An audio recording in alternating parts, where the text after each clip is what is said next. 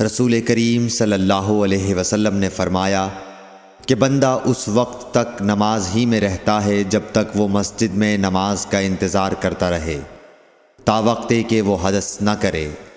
ایک اجمی آدمی نے پوچھا کہ اے ابو ہریرہ، حدث کیا چیز ہے؟ انہوں نے فرمایا کہ ہوا جو پیچھے سے خارج ہو، جسے عرف عام میں گوز مارنا کہتے ہیں۔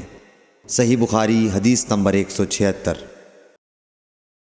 رسول اللہ صلی اللہ علیہ وسلم نے فرمایا کہ نمازی نماز سے اس وقت تک نہ پھرے جب تک ریح کی آواز نہ سن لے یا اس کی بو نہ پا لے۔ صحیح بخاری حدیث نمبر 177۔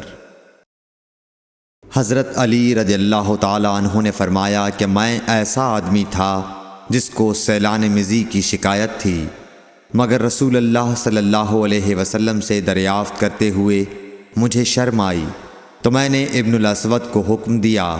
انہوں نے آپ صلی اللہ علیہ وسلم سے پوچھا، آپ نے فرمایا کہ اس میں وضو کرنا فرض ہے۔ صحیح بخاری حدیث نمبر 178۔ زید بن خالد نے حضرت عثمان بن عفان رضی اللہ تعالی عنہ سے پوچھا کہ اگر کوئی شخص صحبت کرے اور منی نہ نکلے، فرمایا کہ وضو کرے جس طرح نماز کے لیے وضو کرتا ہے اور اپنے وضو کو دھو لے۔ حضرت عثمان رضی اللہ تعالی عنہ کہتے ہیں کہ یہ میں نے رسول اللہ صلی اللہ علیہ وسلم سے سنا ہے۔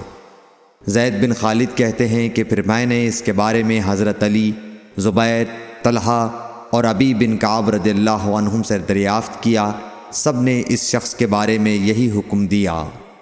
صحیح بخاری حدیث نمبر 179۔ رسول اللہ صلی اللہ علیہ وسلم نے ایک انصاری کو بلایا۔ وہ آئے تو ان کے سر سے پانی ٹپک رہا تھا۔ رسول کریم صلی اللہ علیہ وسلم نے فرمایا، شاید ہم نے تمہیں جلدی میں ڈال دیا۔ انہوں نے کہا، جی ہاں۔ تب رسول اللہ صلی اللہ علیہ وسلم نے فرمایا کہ جب کوئی جلدی کا کام آ پڑے یا تمہیں انزال نہ ہو تو تم پر وضو ہے، غسل ضروری نہیں۔ صحیح بخاری حدیث نمبر 180۔